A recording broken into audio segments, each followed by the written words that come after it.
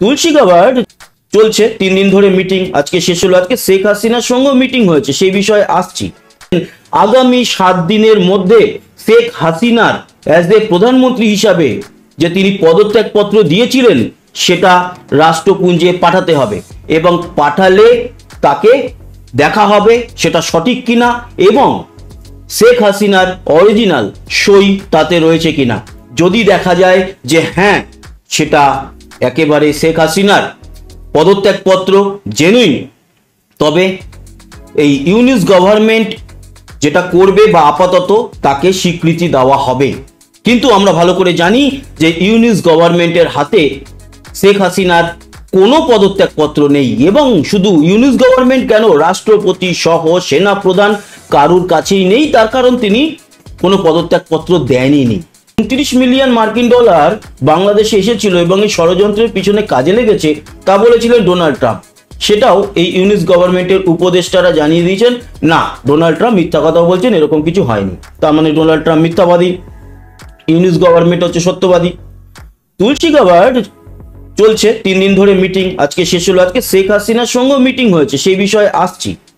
তার আগে বলে রাখি, এই যে তুলসী গাবার্ড বলেছেন যে বাংলাদেশে কিন্তু জঙ্গিতন্ত্র তৈরি হয়ে গেছে এবং ইসলামিক জঙ্গি সংগঠনরা বাংলাদেশে ভয়ানক হয়ে উঠছে, এবং আরো অনেক কিছুই বলেছেন, অত ডিটেলে জানাচ্ছি না। সেটাকেও কিন্তু ইউনিস গভর্নমেন্ট এবং মোহাম্মদ ইউনুস বলেছেন যে এগুলো মিথ্যে কথা। তার মানে তুলসী গাবার্ডও মিথ্যাবাদী, যিনি কিনা আমেরিকার প্রায় 17-18টি গোয়েন্দা সংস্থার মাথায় আছেন। একটা গোয়েন্দা সংস্থা নয়, সিআইএ সমেত আরো অনেক গোয়েন্দা সংস্থা তার মাথায়, মানে একজন টপ ক্লাস লেডি উনিও মিথ্যাবাদী। আচ্ছা, এই যে সারা পৃথিবীকে বাংলাদেশের একটা শত্রু বানিয়ে দেওয়া হচ্ছে, বা সাধারণ মানুষের কিন্তু এগুলোতে অনেকে বুঝতেও পারছেন না যে এটা তাদের ক্ষেত্রে কত বড় ক্ষতি হচ্ছে। অনেকে তো পাগলের মতো বলবেই যে আমাদের কি হলো। আরে তোমাদের কি হলো তুমি নিজেই জানো না, তোমাদের কি হলো। যারা বলছে কথাগুলো তাদের থেকে অন্তত সাধারণ মানুষরা অনেক বেটার এখন বুঝতে পারছে এবং হাত কামড়াচ্ছে কি ভুল করেছে।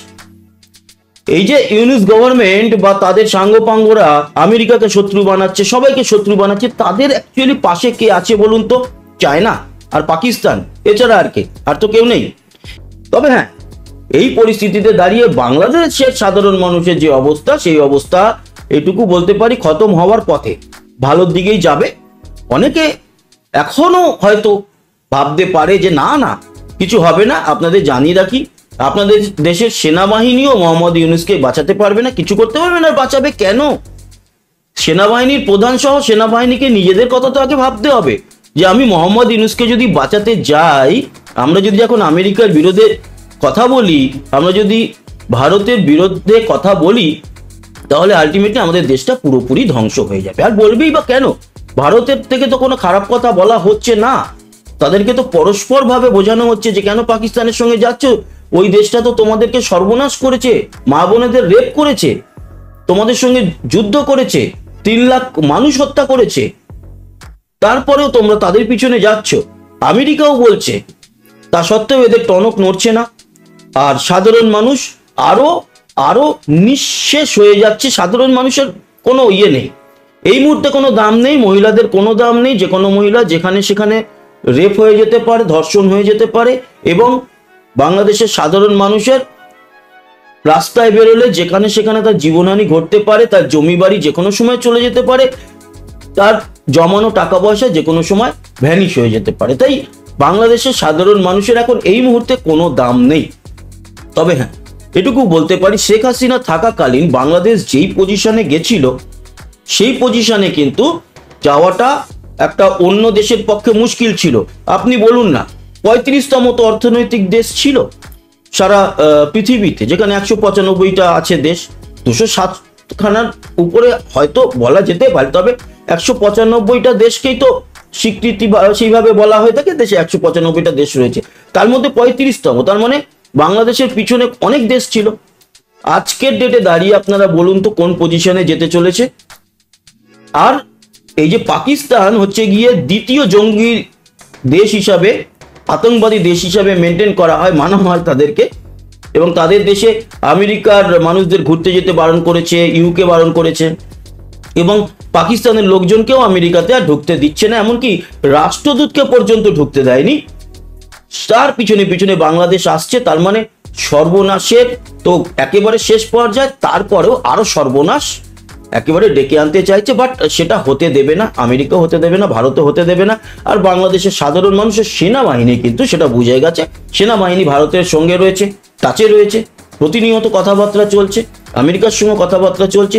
সেনাবাহিনীকে আসল খেলাটা খেলতে হবে। হুট করে আমরা বা ভারতীয়রা মানে ভারতীয় সেনাবাহিনী ঢুকে গিয়ে বাংলাদেশে কিছু করতে পারবে না। সেই মানে করতে পারবে না কথাটা ভুল, মানে করবে না। বাংলাদেশের সেনাবাহিনী থাকতে আমরা কেন করতে যাব?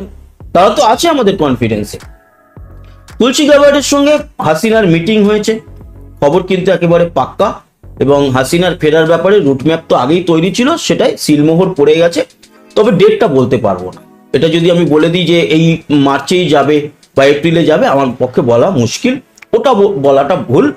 তবে যে কোনো সময় যে কোনো কিছু ঘটে যেতে পারে, আর মোহাম্মদ ইউনূস যে কোনো সময় পদত্যাগ করবে, এটা লিখে রাখতে পারেন। এটা 3 দিনের মধ্যে না 7 দিনের মধ্যে নাকি এই মাসের মধ্যে, এইটা বলাটা একটু চাপ। এমন হতে পারে আজকের হয়তো এই ভিডিওটা যখন বানাচ্ছি তখনই এরকম ঘটনা ঘটে যাচ্ছে ওদিকে। কখন ঘটবে এটা বলা মুশকিল, তবে ঘটবে এটা গ্যারান্টি। তবে ওইটুকুই বলবো যে শেখ হাসিনা ফিরছে, আবারও আমরা বাংলাদেশকে সেই জায়গায় দেখতে চাই। তবে অনেকে বলছে না যে শেখ হাসিনা ফিরলেই মোহাম্মদ ইউনূসের ফাঁসি হবে, এগুলো বাজে কথা, এগুলো বাজে কথা।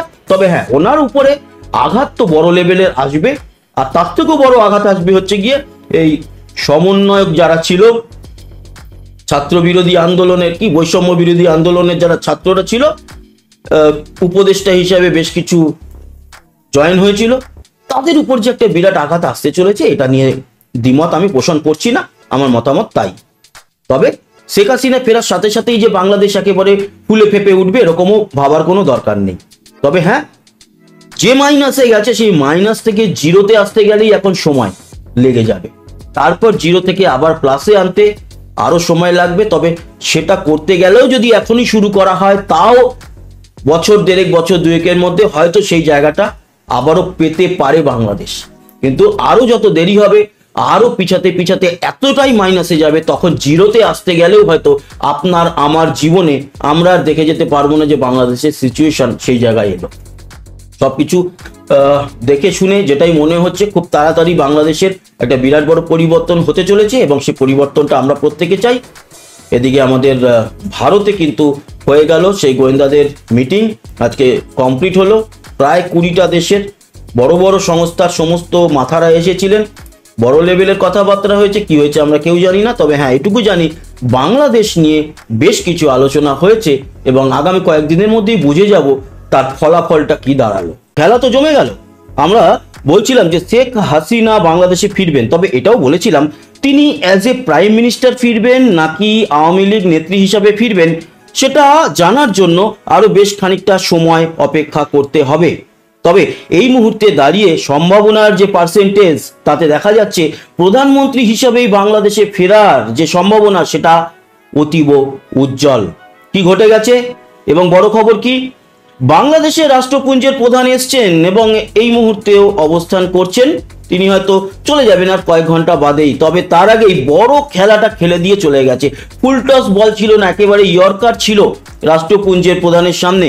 সেই ইয়র্কার বলকে কিন্তু একেবারে হেলিকপ্টার শটে 6 মেরে মাঠের বাইরে করে দিয়েছে। কেন? তার কারণ হচ্ছে তিনি বলেছেন আগামী 7 দিনের মধ্যে শেখ হাসিনার অ্যাজ এ প্রধানমন্ত্রী হিসাবে যে তিনি পদত্যাগপত্র দিয়েছিলেন, সেটা রাষ্ট্রপুঞ্জে পাঠাতে হবে, এবং পাঠালে তাকে দেখা হবে সেটা সঠিক কিনা, এবং শেখ হাসিনার অরিজিনাল সই তাতে রয়েছে কিনা।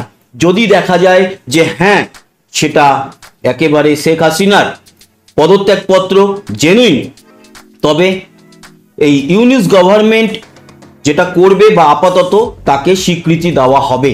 কিন্তু আমরা ভালো করে জানি যে ইউনিস গভর্নমেন্টের হাতে শেখ হাসিনার কোনো পদত্যাগপত্র নেই, এবং শুধু ইউনিস গভর্নমেন্ট কেন, রাষ্ট্রপতি সহ সেনা প্রধান কারুর কাছেই নেই। তার কারণ তিনি কোনো পদত্যাগপত্র দেনই। তাহলে কি হবে, আসছি সেই বিষয়ে। খেলাটা কিন্তু সেই সময় খেলে দিয়ে চলে গেছিলেন শেখ হাসিনা, যে কোনো পদত্যাগ পত্র তিনি দেননি।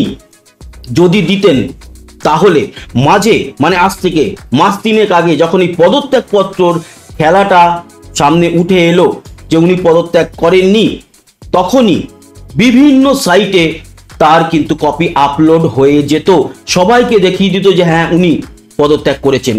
কিন্তু কোথাও আপলোড হয়নি, কোথাও সম্মুখে আসেনি, তার মানে সেই পদত্যাগ পত্র নেই। যদি থাকতো তাহলে ইউনূস গভর্নমেন্ট সবার আগে তার কপি জেরক্স হোক যে করে হোক তার কপি চারিদিকে সাবমিট করে দিত। নেই, তার জন্যই কিন্তু তখন থেকেই ইউনূস গভর্নমেন্ট একটু একটু একটু একটু করে ব্যাকফুটে যাওয়া শুরু করেছে। তারা আসল খেলাটা বুঝতেই পারেনি যে এই খেলাটা 5ই আগস্ট কিন্তু খেলে দিয়ে চলে গেছিল, এবং সেই খেলার রেজাল্ট তখন জানা যায়নি, এখন সেই রেজাল্ট সামনে এসছে। কে কতগুলো জিতবে না জিতবে সেগুলো পরের ব্যাপার। এই মুহূর্তে বাংলাদেশের সব থেকে ক্ষমতাবান পার্সন হচ্ছে সেনাপ্রধান ওয়াকারুজ্জামান। জেনারেল ওয়াকারুজ্জামানই কিন্তু সমস্ত কিছু এখন আস্তে আস্তে করে গুটি সাজিয়ে করবেন। আচ্ছা, গতকাল ডোনাল্ড ট্রাম্প তার একটি টুইট আমরা দেখেছিলাম, তবে ব্যক্তিগত টুইটার বা এক্স হ্যান্ডেল থেকে নয়, যেখানে মানে অন্য একটি সাইট, সেটাও ভেরিফাইড, যেটা যখন ভোট চলছিল সেই প্রচারের সময় এই অ্যাকাউন্টটা থেকে অনেক কিছু প্রচার করা হয়েছিল। সেখানে শেখ হাসিনা যে ফিরছেন বাংলাদেশে অ্যাজ এ প্রাইম মিনিস্টার সেরকম একটি পোস্ট হয়েছে, তাই নিয়ে অনেক জল্পনা এবং তার পিছনে কল্পনা অনেক কিছু হয়েছে।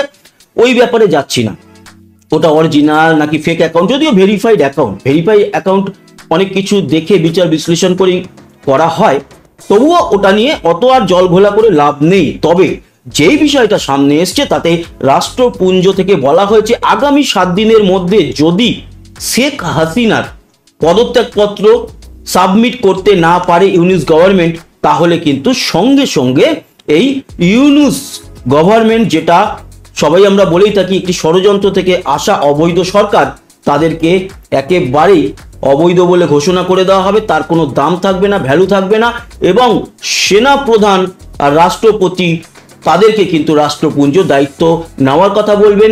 এবং বাংলাদেশের সংবিধান অনুযায়ী যেহেতু সেখানে জিতে আসা একজন প্রধানমন্ত্রী তিনি পদত্যাগ করেননি, তাই সংবিধান বলছে যে বাংলাদেশের এই মুহূর্তেরও প্রধানমন্ত্রী শেখ হাসিনা। রাষ্ট্রপুঞ্জ কিন্তু প্রেসারাইজড করবে বাংলাদেশকে, ইউনূস গভর্নমেন্টকে আর করার কোনো প্রয়োজনই থাকবে না। সেনা প্রধানকে এবং রাষ্ট্রপতিকে বলবে যে ইনি হচ্ছেন আপনাদের দেশের প্রধানমন্ত্রী, বৈধ, তাই ওনাকে ওনার জায়গা ফেরানোর দায়িত্ব আপনাদের। এটা বিরাট বড় একটা কিন্তু ঘটনা ঘটে গেছে। আগামী 7 দিনের মধ্যে কখনোই জমা দিতে পারবে না। আগামী 7 দিন কেন, 7 বছর, 700 বছরের মধ্যে পারবে না। তার কারণ যেই জিনিসটা পৃথিবীতে নেই সেই জিনিসটা কোথা থেকে আনবে? মহাকাশ থেকে নিয়ে আসবে? প্লুটো, বৃহস্পতি গ্রহ, বুধ, নাকি সূর্য থেকে নিয়ে আসবে, নাকি চাঁদের মাটি থেকে নিয়ে আসবে? শেখ হাসিনার পদত্যাগপত্র নেই, তিনি দেননি।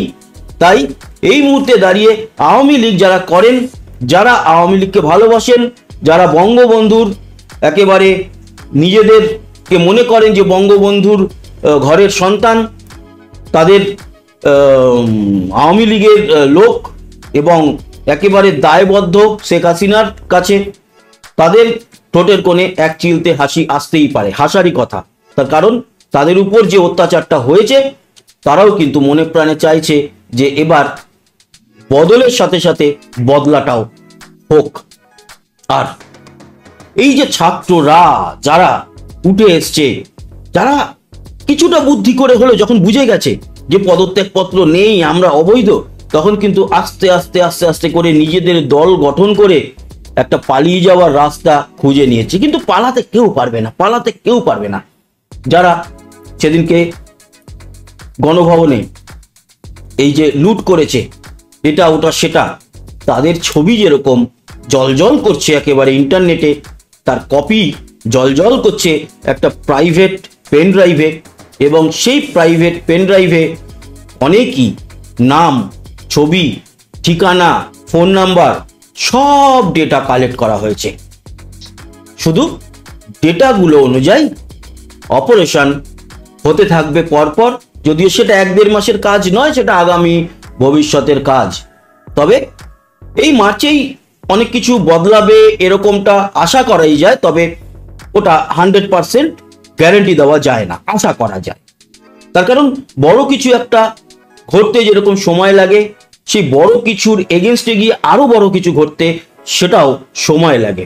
সময় অপেক্ষা করতে হবে, কিন্তু বড় কিছুর দিকে চলেছে এটা একেবারে গ্যারান্টি। যতই আমরা বলি, অনেকেই কিন্তু সে কথাগুলো বিশ্বাস করেনি। তারপর দেখা যাচ্ছে যে সেই জিনিসগুলোই আস্তে আস্তে আস্তে আস্তে করে সামনে এগিয়ে আসছে।